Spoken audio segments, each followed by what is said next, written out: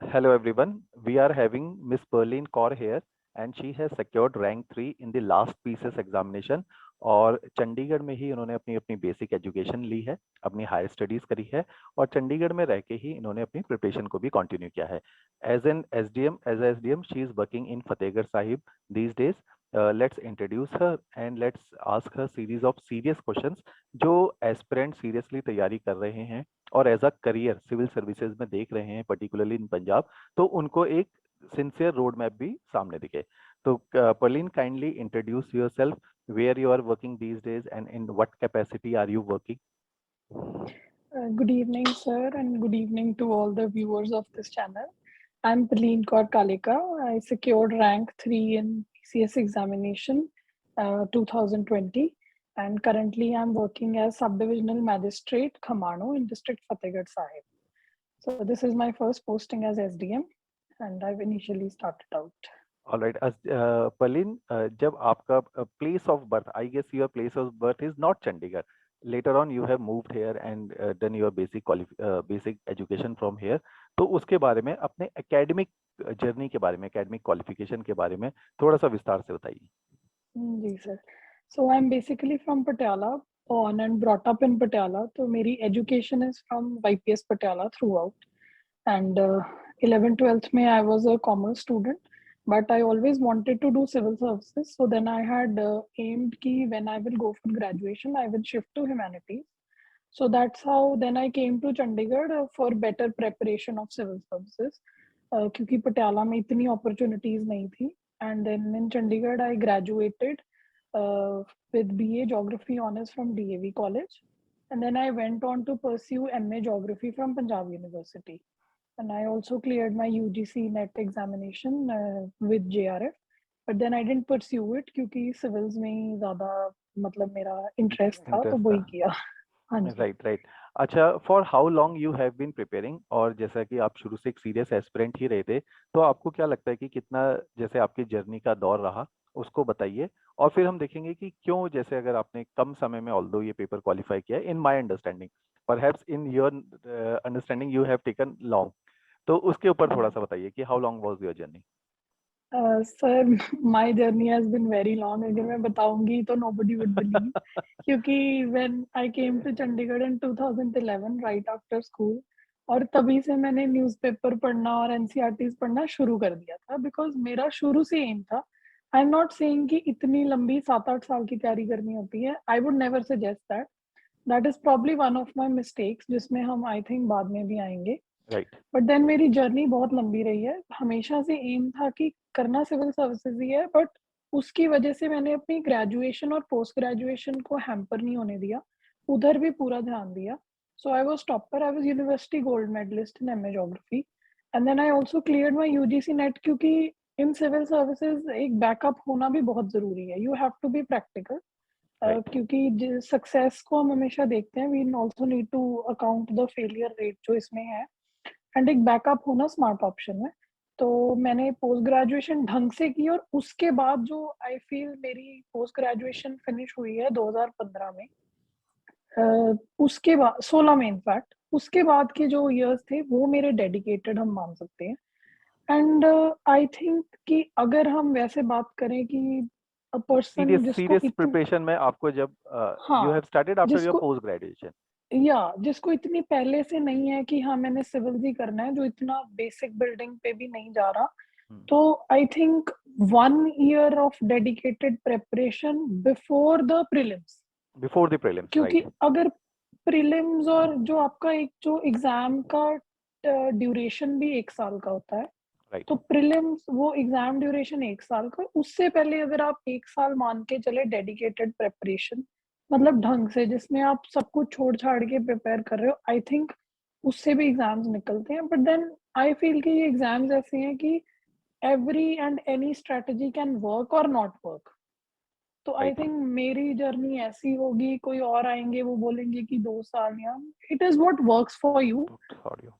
या बट जितनी जल्दी यू रियलाइज कि हमने ये करना है, और फिर एग्जाम से पहले वो आपको, हर एस्पिरेंट को, चाहे उसने 7 साल पहले शुरू किया है या किसी ने 2 साल पहले शुरू किया है, वो जो 1 साल 1.5 साल का पीरियड होता है एग्जाम से पहले, वो डेडिकेटेड हर एस्पिरेंट को लगाना ही पड़ता लगाना ही पड़ता है। है। अच्छा, हाँ जैसे जी। There is a vast overlapping between the syllabus of PCS and IAS examination, तो आप अपने पर्सनल नोट पे, जो व्यक्ति पीसीएस की तैयारी कर रहे हैं, क्या उसको सिविल्स की भी, आईएएस की, यूपीएससी सीएससी की भी प्रिपरेशन करनी चाहिए, और दोनों में कितनी समानता है? सर ये क्वेश्चन मेरे लिए इट्स वेरी पर्टिनेंट, क्योंकि I had set out for UPSC only, और मैंने उसी की तैयारी की थी। मैंने पीसीएस की कोई डेडिकेटेड तैयारी नहीं की है। But we also see people कि जिनका टारगेट खाली पीसीएस होता है। Your target can be any. मैं ये नहीं कह रही कि अगर आप पीसीएस की तैयारी कर रहे हो तो you must go for IAS. But अगर आप यूपीएससी की तैयारी कर रहे हो तो आपका पीसीएस का काफी बेस कवर हो जाता है।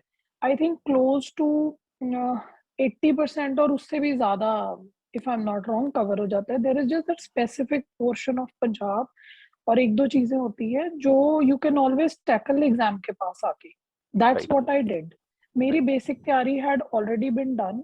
तो मैं वैसे भी before my PCS prelims I had sat for UPSC prelims, उसमें 1.5 महीने का ही गैप था, and I had been preparing for that, और उसी तैयारी के साथ मैंने अपना पीसीएस का प्रीलिम्स दिया था। प्रीलिम्स दे दिया था, तो काफी ठीक रहता है, क्योंकि दोनों का जब सिलेबस ओवरलैपिंग है। One more thing is very good with while preparing for these two exam simultaneously is कि यूपीएससी में फ्रीक्वेंसी इज गुड, कि at least everywhere they are conducting paper, तो आप राइट सर। चैनलाइज और डिसिप्लिन भी आ जाते हैं। Right sir. Right sir. ये दिस इज वेरी इंपॉर्टेंट। पर अभी वी हैव ऑब्जर्व्ड कि पीसीएस में भी थोड़ी रेगुलरिटी के रेगुलरली है। हमें जो साइंस दिख रहे हैं। जैसे हमारे बाद जो नेक्स्ट एग्जाम हुआ था, that was done in a very short span. Very short उसका स्पैन। सारा प्रोसेस भी बहुत जल्दी हुआ था, और वो जो ऑफिसर्स है उनको भी ज्वाइन भी करवा लिया गया है। They are on the field with us. तो अभी वी कैन सी साइंस की रेगुलरिटी होगी। We should give up hope, but फिर भी वही, दैट इज ऑलवेज देयर कि यूपीएससी से ज्यादा रेगुलर कुछ भी नहीं है। सो उसको भी टारगेट करना चाहिए। कोई ऐसा माइंड में ब्लॉक नहीं होना चाहिए कि हम सिर्फ क्योंकि पीसीएस उससे कम डिफिकल्ट है तो उसको क्लियर कर पाएंगे, यूपीएससी को नहीं। कई बार ये भी होता है कि कई लोगों के यूपीएससी का प्रीलिम्स क्लियर होता है बट पीसीएस का प्रीलिम्स नहीं क्लियर कर पाते। तो एवरी एग्जाम की एक नेचर होती है। Take every exam seriously and on its merit. On merits, right. हाँ। राइट। अच्छा, जैसे आपकी जो सीरियस जर्नी रही थी, उसके बाद जब तक आपका एग्जामिनेशन क्वालिफाई हुआ था, आपका रैंक आया था, उसके बीच में कितना दौरान आपका रहा, how much was the time frame, और अगर इसको कट शॉर्ट करना है, तो अगर आप किसी एस्पिरेंट को सलाह देंगे कि अब जो है मैंने ये कुछ मिस्टेक करी है, अगर आप नहीं करोगे या मैं कुछ ड्रिफ्ट हुई हूँ कुछ जगहों पर, तो आप नहीं होंगे तो बेटर है कि और जल्दी रिजल्ट यील्ड हो जाएंगे। सर मिस्टेक्स तो बहुत हुई हैं, क्योंकि अ, मेरी जर्नी बहुत लंबी रही है। आई थिंक वो जल्दी हो जाती है। अब मैं इन रेट्रोस्पेक्ट में मतलब बोल सकती हूँ, तब नहीं बोल सकते। तब आइडिया नहीं आता जब हम जर्नी के तब बीच में रहते आइडिया नहीं आता। हाँ जी। हैं। तो एक आई थिंक ये था कि I really was on a hit and trial method. मैं ज्यादा खुद पे डिपेंड कर रही थी कि ऐसे करके देख लेते, ऐसे करके। तो ये एक पर्टिनेंट क्वेश्चन होता है कि सेल्फ स्टडी और कोचिंग। तो मैं ये बताऊंगी कि अल्टीमेटली जो एग्जाम है, it is self study at the end of the day. Very true. Coaching ये होता है कि कोचिंग आपको एक डायरेक्शन दिखा देती है, पर उस पे चलना तो खुद ही पड़ता है। Very true. तो आपको कोचिंग लेनी है, आपको नहीं लेनी, that is the personal choice. पर आप सिर्फ इसी फंडे की वजह से नहीं कि कोचिंग नहीं करनी सेल्फ स्टडी करेंगे, उसकी वजह से अपने चांसेस मत हार्म कीजिए। और बोथ पे है अगर कि कोचिंग भी करोगे हाँ, और सिलेक्शन हो जाएगा, ऐसा जरूरी भी नहीं है। ये भी जरूरी नहीं है। तो वो सेल्फ स्टडी तो है ही है, बट कई बार मेरे को ये लगता है कि कोचिंग की तरफ लोगों के थोड़े नोशंस भी ऐसे नेगेटिव बन गए हैं कि हाँ, कोचिंग एक कमर्शलाइज इंडस्ट्री है या राइट। जो वेरी भी ट्रू। है। Very true. But I think हमें वो नोशंस नहीं बनाने चाहिए। हमारा एंड है एग्जाम क्लियर करना, एंड फॉर दैट अगर हमारे पास रेडली अवेलेबल है, if we have the means, तो व्हाई नॉट अवेल इट। और अब तो इतनी फ्री कोचिंग भी मिल रही है, वो भी वेरी ट्रू। अवेल कर सकते हैं फॉर बिल्कुल। पीपल, हाँ, who are not financially so sound, या जो इतना अफोर्ड नहीं कर पाते, उनके लिए ये भी बहुत अपॉर्चुनिटीज आ गई, because this market is also very competitive. तो कोचिंग इंस्टीट्यूट्स को भी इनोवेट करना पड़ता दे है। Can so not make survive. Use of that. हाँ, we should make use of that. Right. मैंने खुद बड़ा मतलब यूट्यूब की बहुत हेल्प की थी। जहां से भी हेल्प मिलती है ले लो। बट एक और जो जस्ट जैसे we are talking about mistakes, एक जो मेरी आई थिंक ग्लेयरिंग मिस्टेक थी जो जब मैंने जाके उसको पकड़ा तब मेरा एग्जाम क्लियर हुआ। मैंने कभी ढंग से एग्जाम का सिलेबस नहीं देखा, अच्छा, जो इट कि do I happens think with majority of the aspirant. Yes yes. तो हम तैयारी करने बैठ गए, पढ़ रहे हैं कि हाँ जी यूपीएससी की तैयारी कर रहे हैं, प्रीलिम्स की, कभी उसका सिलेबस नहीं ढंग से देखा।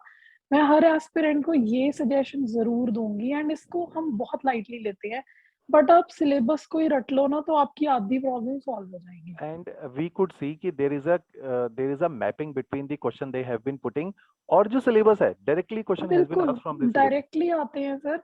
एंड ये होता है ना कि जब शुरू में जो एस्पिरेंट्स के साथ कॉमन प्रॉब्लम आती है कि हम न्यूज़पेपर पढ़ते हैं या नोट्स पढ़ते हैं, बुक्स पढ़ते हैं, हमें ये नहीं पता कि कौन सी चीज रेलेवेंट है और कौन सी नहीं है। हम न्यूज़पेपर में कई बार 2-2 घंटे लगा देते हैं, but we end up picking up irrelevant Wrong information. news। हाँ, तो वो कैसे हम सॉल्व कर सकते हैं? अगर हम सिलेबस पढ़ेंगे और पास्ट पेपर्स देखेंगे। वो सारे टीचर सजेस्ट करते हैं, सर ने भी मुझे बहुत सजेस्ट किया था कि आप मेंस के पास्ट ईयर के पेपर सॉल्व करो। आई थिंक ये काम मैंने पीसीएस में जाके किया, तब मैंने अपना सिलेबस ध्यान से देखा, and that made the difference कि हुआ मतलब कोई भी काम है, अगर सिलेबस इज लाइक हमारा, हम लड़ाई लड़ने जा रहे हैं और हमारे वो शस्त्र रूल्स सब रूल्स है। रूल्स ही नहीं है हाँ, हमें लड़ाई के। तो हम सिलेबस हमने देखा नहीं है और हम ऐसे मैदान में उतर जाते हैं इन दैट भेड़ चाल की बस तैयारी करनी है। राइट। सिलेबस जरूर पढ़े, दैट इज वन थिंग जो बहुत help. I think it is बहुत मोनोटोनस और बोरिंग सी चीज है, बट मैंने तो उसको फिर बाद में इतना इंटरेस्टिंग कर लिया था। मैंने सिलेबस को ऐसे डिवाइड कर करके खुद अपना मतलब सिलेबस वहां से उठा के उसकी कैटेगरीज बना के, जैसे मुझे वो और मतलब वो लगे, जिसे मैं बेटर कॉम्प्रिहेंड कर पाऊँ और फिर मैं उस पे वर्क ऑन कर पाऊँ कि हाँ ये टॉपिक है, इसको मैंने ऐसे पढ़ना है, ऐसे पढ़ना है। तो ये वो, और इसमें सर ने एक्चुअली बहुत मुझे मेंस टाइप भी बहुत गाइड किया कि आप सिलेबस ढंग से पढ़ो और क्वेश्चन पेपर सॉल्व करो। सेकंड जो सर एक और मेजर चीज है कि हम टेस्ट पेपर कम सॉल्व करते हैं। मैंने सारी तैयारियों में कम किए टेस्ट पेपर सॉल्व, क्योंकि बड़ा डर होता है हम कि क्या हम लिखेंगे, टेस्ट, क्या लिखेंगे, हाँ, कैसे लिखेंगे। For that matter sir prelims में भी इतना डर होता है ना। तो मैंने जैसे I have been a very classic failure in UPSC prelims, I failed 3 prelims. तो ऐसे था कि नहीं, तो ऐसे लग रहा था सबको कि हाँ ये तो टॉपर है, इसका तो पहला प्रीलिम्स निकलेगा। फेलिंग 3 प्रीलिम्स में भी एफर्ट लगती है जब आप इतना पढ़ रहे हो। तो it means I was putting in the hard work, but वो हार्ड वर्क गलत जगह जा रहा था। वो इन्हीं फैक्टर्स में फॉल करता था कि सिलेबस नहीं ढंग से पढ़ा, टेस्ट पेपर्स नहीं सॉल्व किए। और टेस्ट पेपर जब मैंने उसके बाद इवेंचुअली मैंने एक यूपीएससी प्रीलिम्स भी क्लियर किया है, मेंस भी लिखे हैं, चलो इट डिडंट फ्रूटिफाई आगे। बट जो मेरा नेक्स्ट यूपीएससी प्रीलिम्स में मैंने क्या किया कि बहुत सारे टेस्ट पेपर सॉल्व किए और डर ही निकाल दिया टेस्ट पेपर्स का कि चाहे मेरे 20 नंबर भी आए, टेस्ट पेपर के मार्क्स से कभी डरना नहीं है। ये मैंने अपने फ्रेंड्स के साथ भी बात की है। एक मेजर जो हमारे अंदर इनर्शिया होता है टेस्ट पेपर सॉल्व करने का, कि हम डरते हैं कि कम मार्क्स आएंगे। मैंने अपना फिर एटीट्यूड मतलब ढीठ होके ऐसा एटीट्यूड बना लिया था टुवर्ड्स द एंड कि जिस पेपर में मेरे कम मार्क्स आएंगे मैं हैप्पी होंगी कि अगर इस पेपर टेस्ट पेपर में मैंने 2 या 4 घंटे लगाए और मेरे नंबर कम आए, बट इसमें से मैंने ज्यादा गेन किया है। सीखा है। अगर जिस टेस्ट पेपर में मेरे 80 क्वेश्चन सही हो गए, उसमें से तो 80 तो मेरे को आते ही थे, मैंने तो सिर्फ 20 गेन किए हैं। जिसमें मेरे 20 सही हुए हैं, 80 गलत हुए हैं, मैंने 80 गेन किए हैं। एंड टेस्ट पेपर एक बहुत शॉर्टकट मेथड है नॉलेज जल्दी गेन करने का। Right right. तो ये मैंने टास्क बहुत मेटिकुलसली किया था। एंड टेस्ट पेपर खाली सॉल्व नहीं करना होता, सॉल्व करना बहुत इजी है। उसके आंसर्स वो मैच करने मैच करने, और आंसर्स के थ्रू जाना बहुत टाइम कंज्यूमिंग प्रोसेस है। मतलब और पोस्ट ये टेस्ट टाइम ज्यादा लगाओ।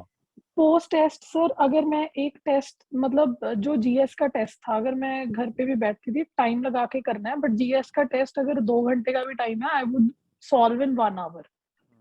1 आवर में कर लेती थी। जीएस का हो जाता है, सीसैट में टाइम लगता है, पर उसको चेक करने में कई बार 4 से 5 घंटे लगते थे, क्योंकि आपको हर आंसर पढ़ना है, जो सही भी है उसको भी पढ़ना है, क्योंकि कई बार हम गेस करते हैं, बट हमने क्या अजम्पशन से गेस किया है वो बिल्कुल ऐसे हमारे वाइल्ड गेस नहीं होने चाहिए, कुछ बेस्ड ऑन सम लॉजिक होने चाहिए। और क्या हमने जिस लॉजिक से गेस किया है रीजनिंग में भी वही लॉजिक है, तो मतलब आपकी गेसिंग गेम भी स्ट्रॉन्ग कर देते हैं टेस्ट पेपर्स। इंट्यूशन उसने भी हेल्प स्ट्रांग हो किया, जाता है। इंट्यूशन स्ट्रॉन्ग हो जाती है एंड आपका माइंड जैसे वर्क करने लग जाता है। डिफिकल्ट टेस्ट पेपर्स उठाने चाहिए, मतलब टुवर्ड्स द एंड मैंने यही करना शुरू कर दिया था कि जो भी, एक तो डाइवर्सिफाई कर लीजिए, मार्केट में से 4 5 6 10 इंस्टीट्यूट्स के टेस्ट पेपर निकाल लीजिए। और एक जो मैंने ये भी किया था कि मैंने सब्जेक्ट वाइज टेस्ट पेपर्स करने बंद कर दिए थे, फुल क्योंकि लेंथ। दैट आई थॉट कि वो इतने ज्यादा डिटेल में चले जाते हैं एंड एक्चुअल जो हमारे जो पेपर्स होते हैं उनमें इतनी डिटेल में हाँ, क्वेश्चंस नहीं आते हैं। क्वेश्चन गुड गो ट्रिकी, लेकिन वो इन डेप्थ हाँ, नॉलेज की रिक्वायरमेंट नहीं होती है। It's not like very trivial. कई बार हम्म, हम जो सब्जेक्ट के करते हैं वो इतने ट्रिवियल होते हैं और हम एक सब्जेक्ट में मास्टरी करके कुछ नहीं कर सकते। तो मेरी ये भी अप्रोच थी कि I would start solving full length test only. अगर मेरे को करना है subject wise test at max 1 for each subject, क्योंकि फिर उसमें ड्वेल हम ज्यादा करते हैं और सब्जेक्ट खिंच जाता है। और एक और जो मेरी स्ट्रैटेजी थी, reverse strategy I adopted for my UPSC prelims, कि मैंने सब्जेक्ट रिवाइज, क्योंकि मेरे को 3 4 साल हो गए तैयारी में, तो वही सब्जेक्ट्स, वही लक्ष्मीकांत, वही बिपिन चंद्र, वही बहुत बार ही पढ़ चुके हैं एंड उनको दोबारा रिवाइज करना बड़ा टीडियस सा प्रोसेस है, मन भी नहीं करता किताबें उठाने का एक लेवल के मन बाद। नहीं करता। सो अगर कोई एस्पिरेंट्स उस स्टेज पे हैं कि जिन्होंने 1 2 बार ये पढ़ रखी हैं सारी, तो रिवर्स स्ट्रैटेजी अपना सकते हैं कि पहले टेस्ट सॉल्व करो फिर नोट्स रिवाइज करो। क्योंकि अगर टेस्ट सॉल्व करोगे, जो आपकी नॉलेज है, मतलब जो इनबिल्ट है उससे, क्योंकि अभी ताजा ताजा मैंने आज रिवाइज कर लिया पॉलिटी, लक्ष्मीकांत, और मैं कल पॉलिटी का टेस्ट दे दूं सब्जेक्ट का, तो मेरे नंबर आ जाएंगे, क्योंकि मैंने कल ही याद किया, मेमोरी हम सबकी पावर लिमिटेड होती है एंड हम उससे फिर खुश हो जाते हैं कि मेरे तो नंबर आ गए, बट वो नंबर नहीं है, क्योंकि जब आप एग्जाम में जाओगे आप ऐसी तैयारी के साथ ही जाओगे कि तैयारी नहीं है। राइट तो राइट। वहां प्रेशर में आपने कैसे करना है, तो इसको काउंटर करने के लिए मैं बिना रिवाइज किए टेस्ट देना शुरू कर देती थी। तो मैंने टेस्ट दे दिया, मैंने पॉलिटी 2 महीने पहले पढ़ी है या 4 महीने पहले पढ़ी है एंड मैंने टेस्ट दिया, तो मेरा पूरा ब्रेन स्टॉर्म होगा कि मैंने क्या पढ़ा था तब, क्या लॉजिक रिकॉल है। करने की कोशिश में वो सारा रिवाइव हो रिकॉल जाता है। की रिवाइव भी हो जाता है, नहीं भी रिवाइव होगा तो मैं गलत करूंगी, फिर मैं दोबारा बुक में जाऊंगी, फिर मैं गलत नहीं करूंगी, वो कंक्रीट भी हो जाएगा फिर।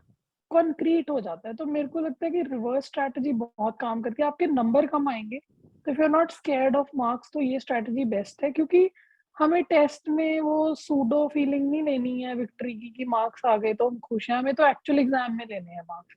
Right and the strategies worked for me and जिस टाइम जो वाला मैंने यूपीएससी पेपर निकाला, that was like one of the trickiest prelims and I right managed right to clear it. Right right. जबकि मेरा उससे पहले सीधे सीधे वाले नहीं निकल रहे थे। सिंपल वाले नहीं निकले थे बल्कि। हाँ, तो ये रिवर्स स्ट्रैटेजी काफी काम की है मेरे काफी लिए। काम आई थी, क्योंकि जैसा अब यूपीएससी का पेपर हो गया और लास्ट ईयर जैसा पीसीएस भी कंडक्ट हुआ है in the line of thought of हाँ, यूपीएससी, तो paper are going tricky like UPSC. Tricky तो ट्रिकी। उसमें यू आपकी क्रैमिंग वाली नॉलेज काम नहीं आ रही अब। क्रैमिंग वाली नहीं आएगी, they expect you to think on your feet. And एक हमने पेपर में एक डिसएडवांटेज तो मान के ही चलना है कि उस दिन वाला जो प्रेशर होता है वो हम उससे पहले रेप्लिकेट नहीं कर पाएंगे हमारे, अगर हम रूम रियल में टाइम बैठ के प्रेशर, टेस्ट दे हाँ रहे रियल हैं, टाइम प्रेशर नहीं होगा हाँ, था। या क्लासरूम में भी दे रहे हैं, इंस्टीट्यूट में भी।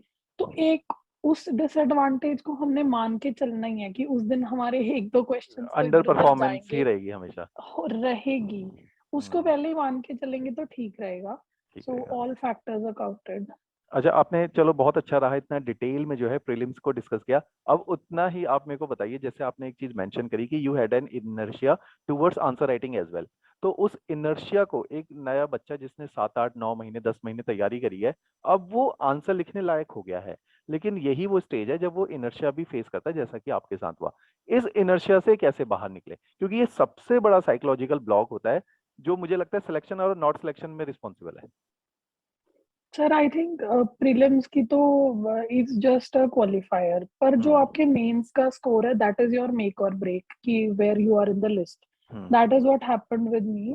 मेरे को I was confident with mains, otherwise over hmm due to my command in the language और एक्सप्रेशन। बट इसका कोई सोल्यूशन नहीं है। You have to break the inertia and you have to write answers. मतलब पीसीएस में मैंने test series join कर ली and sir ने मेरे को ज्वाइन करवाई थी एंड देन लिखे टेस्ट। तैयारी भी नहीं होती थी तब भी लिखे। एंड मैं फिर भी ये कह रही हूँ कि शायद जितने भी टोटल टेस्ट थे मैंने उसमें से हाफ ही लिखे, फिर भी इनर्शिया था। मतलब दिस इज रियल ऑनेस्ट है। मैं ये नहीं बोलूंगी कि मैंने डेडिकेटेड, अगर 14 टेस्ट थे मैंने 14 के 14 लिखे। मैंने छोड़े हैं बीच पे जिसमें मेरे को बिल्कुल लगा कि अब नहीं आता। बट एक अदर टेस्ट में मैंने ऐसा भी लिखा, जैसे एक कोई साइंस एंड टेक्नोलॉजी का टेस्ट था, तो that was not my forte. कोई तैयारी नहीं थी, मैंने लिखा टेस्ट, मेरे ठीक ठाक नंबर आए, तो वो कॉन्फिडेंस बूस्टर भी था कि अगर ऐसे भी जाके लिख रहे हैं तो थोड़ा और पढ़ लें तो ठीक है, ढंग के नंबर आ जाएंगे। तो it works both ways, but इसमें लिखना ही पड़ेगा। There is no option. UPSC का तो और भी रिगोरस है। जो यूपीएससी की तैयारी कर रहे हैं दे तो have to write every day only, क्योंकि उसमें तो आपकी ना नॉट ओनली एक्सप्रेशन, आपकी तो मसल्स की भी प्रैक्टिस होनी चाहिए, क्योंकि आपने 6 घंटे लिखना है। 6 घंटे लिखना है, नॉन स्टॉप इट है इज वो। Very lengthy. मतलब I am very good at writing for long hours, क्योंकि मैं बहुत नोट टेकिंग वाली मेरी आदत है। और मेरी भी मतलब यूपीएससी मेंस में इट वाज लाइक बस हो गई थी एक टाइम पे कि अब लिखा ही नहीं जा रहा, मतलब इट्स लाइक दैट। तो यूपीएससी के पीसीएस में आपका एक एग्जाम होता है एक दिन में, बट वो भी it is very draining. It's mentally also draining, क्योंकि आपने सोचना भी है, तभी आंसर फ्रेम करना है, टाइम में लिखना भी है। एंड अगर आप पेपर नहीं कंप्लीट करोगे तो देयर आर चांसेस कि आप लिस्ट से बाहर हो जाओगे। The तो level of the that is a competition must. we are having now. That is a must, and I finished all my papers in PCS. I didn't leave any question untouched in PCS main. In UPSC mains I left questions untouched. Practice नहीं थी उतनी and नहीं कर पाई, तो वही results आपको पता चल ही जाते हैं, फिर नहीं होता और हो जाता है। तो राइट। इनर्शिया तो मतलब इनर्शिया का कुछ नहीं है सोल्यूशन, ये तो ब्रेक करना ही पड़ेगा। या राइट इसका कोई तोड़ नहीं है मतलब। राइट। अच्छा पलीन, एक बात बताइए, जैसे जो बच्चे तैयारी कर रहे हैं, अब आपने तैयारी वाला दौर भी देख लिया, आपने वो भी देख लिया जब आप सर्विसेज में भी हैं, तो it's been like more than 2 years now. तो अब आप बताइए कि क्या एट्रीब्यूट हमें पेपर क्लियर करवाते हैं एज एन एस्पिरेंट, और क्या एट्रीब्यूट हमें सर्विसेज के अंदर चाहिए जो आपको सर्विसेज में हेल्प करते हैं अच्छे से सर्विस करने में। सर एक्चुअली ना जिस मतलब जो हम आंसर्स लिखते हैं, जैसे व्हेन वी राइट आंसर्स और points to score marks, actually they don't help you. जो हमें विजिबल पार्ट है ना पेपर का, प्रोसीजरल पार्ट है, वो आपको हेल्प नहीं करता सर्विस में। जो इनबिल्ट कंपोनेंट है, अगर हमें इतना स्ट्रेस डाल रहे हैं कि हमसे 6 घंटे में 2 पेपर लिखवा रहे हैं एक ही दिन में, वो हमें प्रेशर सिचुएशन में डाल रहे हैं, क्योंकि जब आप जॉब में आओगे आप ऐसी सिचुएशन में आओगे। राइट। सो आई थिंक जो पेपर के इनबिल्ट चीजें हैं, या इनटेंजिबल या इनविजिबल कंपोनेंट्स है ना, कि स्ट्रेस क्रिएट करना, परफॉर्म करना है स्ट्रेस में, स्ट्रेस में परफॉर्म करना है, या फिर हमें कुछ क्लियर, जैसे प्रीलिम्स के क्वेश्चंस हैं वो इतने ट्रिकी, हम सोचते हैं ये आए कहाँ से हैं।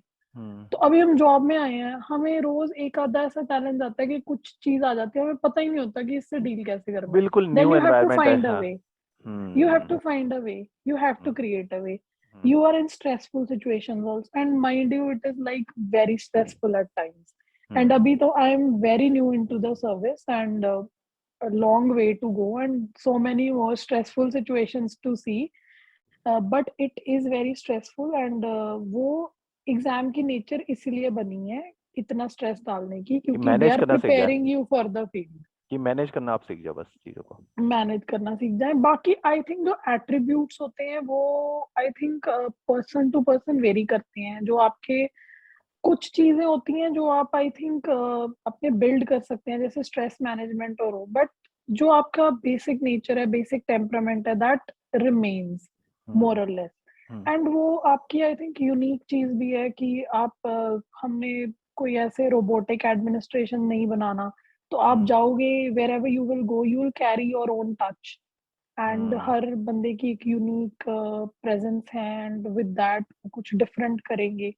सो we have to maintain our personalities. कुछ हमने पर्सनैलिटी को ऐसे ऑल्टर नहीं करना है, बट कुछ कुछ चीजें हैं स्ट्रेस, एंड आई थिंक वो भी हम भी सीख रहे हैं, मतलब हमने भी एग्जाम दिए, बट वो एग्जाम का स्ट्रेस और फील्ड का stress is like totally different. Totally different. And then जो जब हम एग्जाम लिखते हैं देन पता चलता है कि world is like very simple, and books की जो दुनिया है बड़ी अच्छी है, बट जब हम रियल वर्ल्ड में जाते हैं तो चीजें बहुत डिफरेंट है। ऑल्दो हम एजेंट ऑफ चेंज भी बन सकते हैं, we don't have to succumb to everything, and हमें ढूंढना है अपना नीश कहीं पे, तो उसी की ट्राई रहती है कि वो कुछ ना कुछ करें। And right. चलो, thanks a lot Parleen for being with us, और इतने जो है अपने सिंसियर ओपिनियन जो है और अपनी जर्नी को शेयर किया, ताकि और एस्पिरेंट जो पंजाब में और पीसीएस और यूपीएससी की साइमल्टेनियसली या अलग अलग भी तैयारी करें, तो they could get a fair idea कि इस तरह से अगर वो तैयारी करें तो क्या उनके लिए पॉजिटिव या नेगेटिव हो सकते हैं और कैसे उसको ठीक टाइम पे प्रिपेयर क्लियर कर सकते हैं। ऑलराइट, चलो, thanks thank you परलीन sir, for being with us. thank you sir, thank you so much sir, you have been a wonderful guidance for me also, a very calming influence, and thank you so much. It's always nice to talk to you and talk to all the aspirants, so I'm always available for the चलो, aspirants. Okay Thank you so much. Okay, I wish thank you, everybody good luck. Okay thanks sir, a lot, thank you. Thank you.